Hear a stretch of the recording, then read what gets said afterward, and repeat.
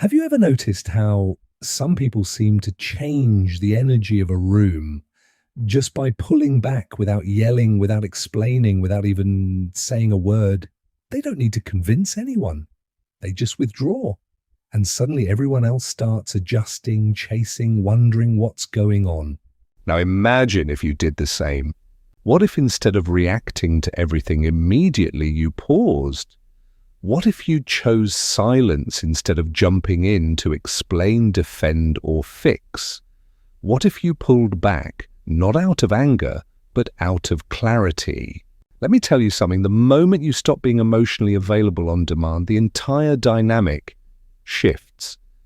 People who once counted on your reactions, your predictable patterns, get thrown off. Because whether you've realized it or not, your emotional availability has been used as a tool by others. They've learned to control you through your responses, through your need to be understood, liked, and needed. But the moment you become unavailable psychologically, emotionally, energetically, the rules change. People who thought they had you figured out are suddenly left in the dark. Carl Jung said everything that irritates us about others can lead us to a better understanding of ourselves. That's not just philosophy, it's an invitation to look deeper. When you become less accessible, notice who gets triggered, who starts poking, provoking, accusing you of being off or different. That reaction says more about them than about you. It reveals how much they depended on your compliance to maintain their own comfort. Here's a hard truth. Many of us give ourselves away just to avoid conflict. We agree to things we don't want. We respond to messages when we're drained. We show up for people who wouldn't do the same.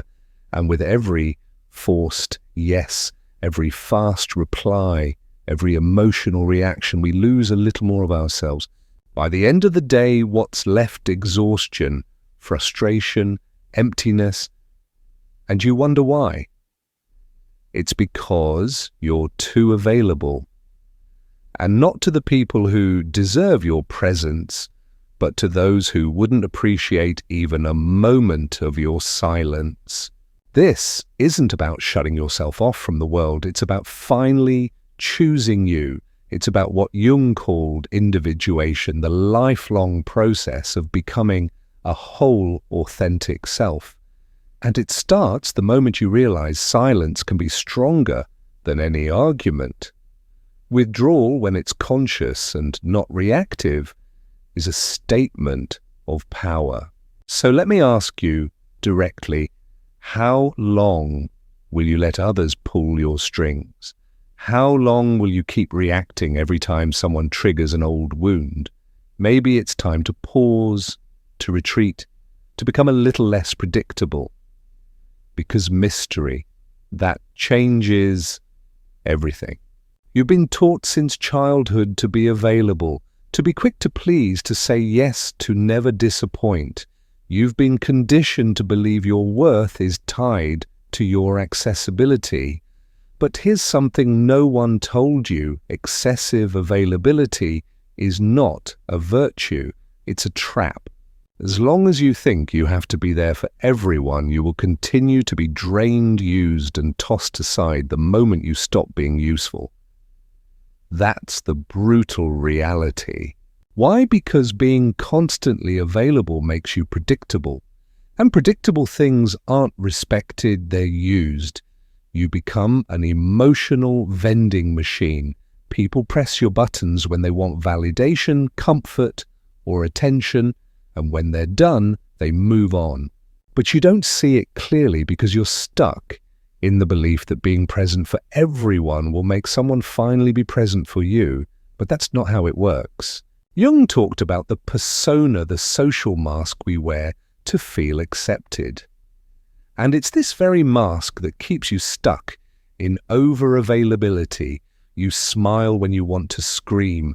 You reply when you need rest. You over-explain, over-defend, over-perform because you think you owe it to the world. But the more you try to center yourself in other people's lives, the more you disappear from your own. Being constantly accessible is a quiet form of self-abandonment. It's a disguised attempt to earn love, avoid rejection, and manage how others see you. But the cost your peace, your energy, your soul. And here's the twist. The people who insist you stay available all the time, they don't love you. They love the version of you that serves them. They want your emotional labor, your validation, your comfort. The moment you change, set boundaries, choose stillness, say no, they say you changed, but really you just stopped being convenient. And the harshest truth of all, the more available you are, the less value people place on your presence, because what is too abundant is rarely treasured.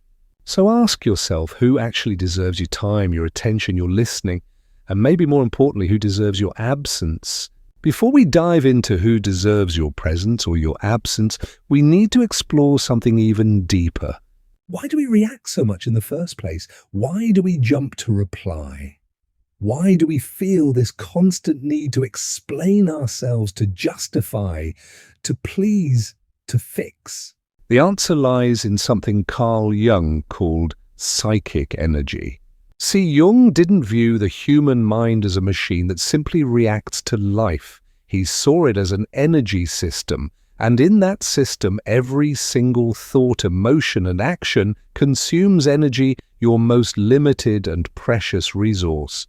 So the real question becomes, are you in charge of where your energy goes, or is the world draining it from you piece by piece? Every time you react to a message you could have ignored, every time you defend yourself against a comment that didn't deserve your attention, every time you enter a pointless argument or try to please someone who doesn't even value you, you're leaking energy. You're exhausting your inner reserves on things that give you nothing in return. And Jung was clear that which you resist persists. Meaning the more you engage with what drains you, the more power you give it. The more you react, the more locked into the cycle you become. Let me tell you something important. People who feel emotionally exhausted all the time, they're not weak. They're just misdirected. Their energy is being poured into black holes, into places, people, and situations that take but never give back. And do you know what happens when someone lives constantly drained? They become vulnerable. And when you're vulnerable, you become easy to manipulate. Opportunistic, emotionally needy people can smell this. They see that you don't know how to guard your energy. They learn your triggers. They observe how you jump to solve every problem, how you react to every emotional shift, how you always show up even when you're empty. And they take advantage of it. But Jung had a powerful insight. He believed that a healthy psyche is one that knows how to contain energy within itself. It doesn't leak. It doesn't overreact. It doesn't feel the need to fix everything. This means learning to say no without guilt, to remain silent without feeling like a coward, to pause before reacting. True power doesn't come from reacting. It comes from choosing when and if you respond. But that choice, it only becomes possible when you've done the work, when you know yourself enough to spot your own patterns, when you've practiced the pause. Ask yourself this. How many times have you lost sleep over a conversation that never got resolved? How many hours have you spent overthinking, replaying what you should have said? How often have you felt drained, not by the situation itself, but by the mental spiral that followed? That's not just stress. That's psychic energy being burned with zero return. You're keeping ghosts alive, ghosts that should have been laid to rest long ago. You're fueling dynamics that only exist because you insist on responding. Now here's the real shift. When you begin to protect that energy, when you conserve it, you develop something Jung hinted at, often a kind of presence. It's that energy that enters a room and commands attention without speaking. It's the vibe that says, I don't need to prove anything. But when your energy is scattered, reactive, and always out there, people don't feel you. They overlook you. You become invisible, fragile, and unfortunately, the world has no mercy for people who give away their energy too easily. So here's your next step. Start paying attention to what makes you lose your center. What triggers you into reacting immediately? What makes you feel obligated to reply? Explain, defend it. That's your leak. That's where your power is escaping. And that's exactly where the work needs to begin. Not so you can become cold or distant, but so you can be selective, so you can become the sovereign of your own energy. Because here's one of Jung's greatest revelations. When you learn to hold your energy instead of giving it away, you break the psychological projections that others place on you. And that makes people deeply uncomfortable. Why? Because now you're no longer playing the role they assigned you. You've changed the game. And next, we're going to talk about that discomfort, about how manipulative people feed off your availability, and why your silence disarms their entire strategy.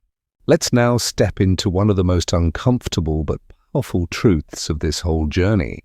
You think you're in control, you think your reactions are your own, but the reality is most of them are programmed, and the people around you, especially those who know how to manipulate, they've figured that out. They don't have to yell, they don't have to push hard. All they have to do is find the right emotional button and you push it for them. Carl Jung called this projection the psychological process where people project onto others what they refuse to see in themselves. But there's another layer here. It's not just that people project onto you, it's that you become the screen for their projections, especially when you're overly emotionally available. You know that friend who only calls when they need something, the trick.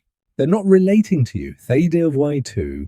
And you play along. Why? Because you're afraid. Afraid to disappoint. Afraid to be abandoned. Afraid to be seen as selfish. That's how subtle manipulation works. It doesn't come with shouting. It comes with guilt. It lives in that quiet whisper that says, you should answer. You should help. You should care. And as long as you keep reacting, explaining, apologizing, fixing, you are feeding that system. But here's what changes everything. When you stop reacting, the entire game falls apart. You say no, you respond with silence, you withdraw instead of over-explaining. And suddenly the mask they put on you, it slips, because now you're no longer playing the part. And that unsettles people. They start to ask, wait, who is this person really worse? They start to see themselves, and not everyone is ready for that. Your unavailability becomes a mirror that reflects back their own emptiness, their own projections, their own needs. And that's when the pushback starts. They'll say you've changed. They'll accuse you of being cold, distant, arrogant. They'll stir up drama, not because you're wrong, but because you stopped being functional to them. Carl Jung once said, we do not become enlightened by imagining figures of light, but by making the darkness conscious. When you stop reacting, when you stop feeding the emotional loop, the other person's shadow begins to rise. And that's unbearable for people who have relied on you to carry their emotional weight. But let's turn the focus back to you now. Are you ready to handle the discomfort of being misunderstood, of being rejected, even hated, just because you finally protected yourself? Because that's the real test. Are you ready for the silence that follows? Because in that silence, when the voices quiet down, when the drama disappears, something sacred happens. You start to feel your own energy again. You begin to breathe. You start hearing your own voice, not the noise, not the guilt, not the pressure, your voice. And that silence, it becomes power. We live in a world obsessed with noise. Everyone's talking, reacting, arguing, proving. But silence, true, conscious, intentional silence, that's rare. That's power. Because when you stop responding, you start observing. And when you observe, you begin to see clearly patterns, projections, emotional games you were blind to before. Silence is not absence, it's amplified presence. It's you choosing not to play the game anymore. And when you make that choice, people who depended on your reactivity will panic. Not because they miss you, but because they can no longer control the narrative. Your silence rewrites the script. And now you're not just reacting, you're creating. You're shaping your life based on clarity, not chaos. Jung said that individuation, becoming who you truly are, requires distance. Because only in solitude, only in silence, can you finally hear yourself. But here's the part nobody tells you. Silence has a price. It costs you certain people. It distances you from those who only loved the role you played. It makes you strange to those who only knew the available version of you. And it hurts. But it also heals. Because the more you withdraw from noise, the closer you get to your truth. You stop giving away your peace to people who never earned it. You stop leaking energy to cycles that were never meant for you. And in that quiet, a new version of you begins to take shape. A version that doesn't explain, that doesn't react, that doesn't need to be seen to feel worthy. A version that chooses peace over approval. So I'll leave you with this. Your silence is not emptiness, it is evolution. And those who can't understand it were never meant to walk with you into your next chapter. If this message hit home, if you're feeling that pull to choose yourself, even if it costs you being misunderstood, write in the comments, I choose my peace. Let's see how many of us are done being available for everything and ready to be whole. And if you haven't yet, subscribe to the channel and keep walking this path with me. The next video will take this even deeper. See you there.